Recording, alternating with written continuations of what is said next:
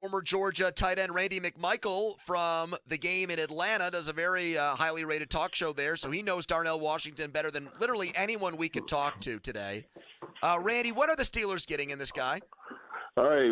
First of all, thank you guys. You're getting, I call him a monster. I mean, I remember the first time I went to a game and I was on the sideline and I saw him and I was like, good Lord, look at this dude here. He blocks out half the sun. He is a phenomenal athlete to be his size, and he moves people without them wanting to be moved. And I was thinking about this and getting him there. There's a lot of people happy. The quarterback definitely, but Najee Harris, because Big O can control the edges. That's what he does best. He moves like a guy much smaller than him. And just like you guys were saying when you were bringing me in, it's not his fault he has the best tight end in America on his team. You know, that's probably going to be a top 5 pick in next year's draft in Brock Bowers. But when he got his opportunities, he made the best of his opportunities when he got it. Randy, what does it do to a defense when you have a tight end who's literally capable of moving defensive ends the way we saw him do? Like, how much strain does that put on a defense? How much advantage does that give an offense in the running game?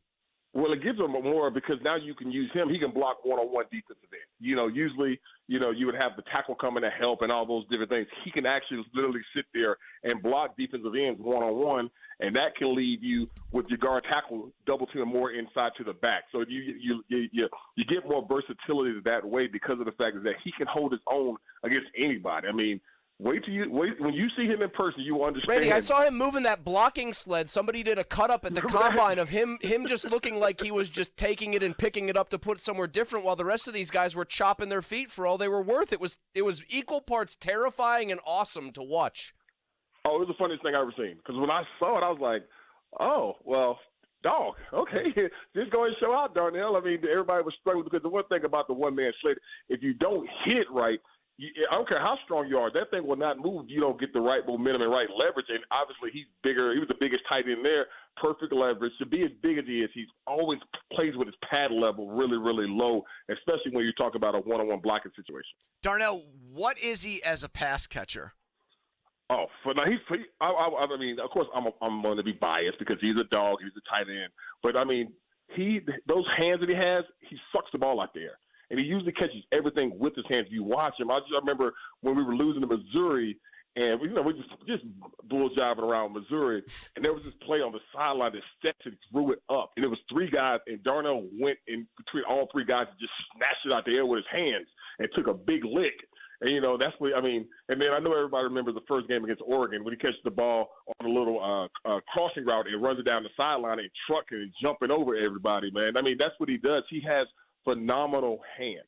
I'm just telling you right now, this kid is the real deal at tight end. How the hell did he fall to the bottom of the third round? No, Randy? I said first round, but then all of a sudden you start hearing reports about some foot. I was like, I didn't hear nothing about that, I promise you. So I didn't know anything about it, but from what I was hearing on the thing, it was because of some injury concerns with a foot that because he was banged up a little bit with his ankle and his foot, but still, I didn't know that was the reason why he dropped. Randy, what are you hearing about him as a teammate? The only reason I ask, I was trying to read breakdowns of basically the question Andrew just asked you, why did he fall? And it said teams vetted his health and his maturity was that second part, which I feel like it's thrown out a lot. Anything you ever heard at Georgia about him not being a great teammate or being at all immature?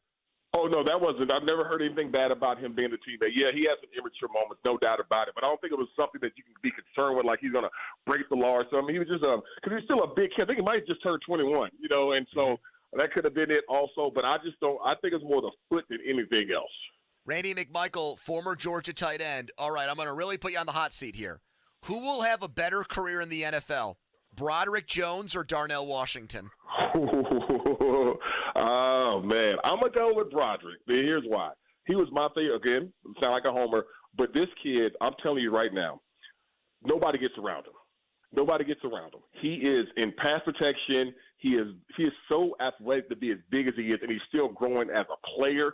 You ever watch him on a screen route or something like that and watch him get out in front of those and just demolish DB and everything? It's a beautiful thing to see.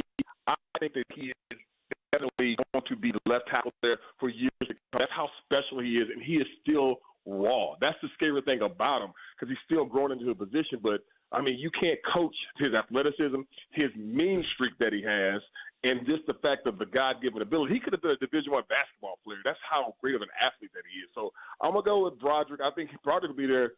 I wouldn't be surprised if he's there for 15 years protecting whoever the quarterback is blindside. Is he all-pro caliber? If he reaches his potential, we talking like first-team all-pro, best tackle in the league at that position? Yeah. That's what I want to hear, Randy. He was my guy. I wanted that pick bad, and I'm glad they got him. And you know who wanted it bad? The Jets. And the Jets because I know they wanted Broderick. But, he's a quiet kid, but I'm just telling you right now, he is a man. And and again, you think he's big, you stand next to him and Darnell when they're on the left side together, it's going to be like a great wall of China right there. And I'm telling you, ain't nobody more happy right now than Najee Harris, because I've never seen a running back, like, it's so hard for him to gain 2 yards. They're going to move people on that left side of football up there in Pittsburgh. Randy McMichael, former Georgia Bulldog, former Georgia tight end, who will be getting Sunday ticket this year to watch a lot of Steelers and Eagles. Thank you, Randy. All right, guys. Y'all take care, man. There you go.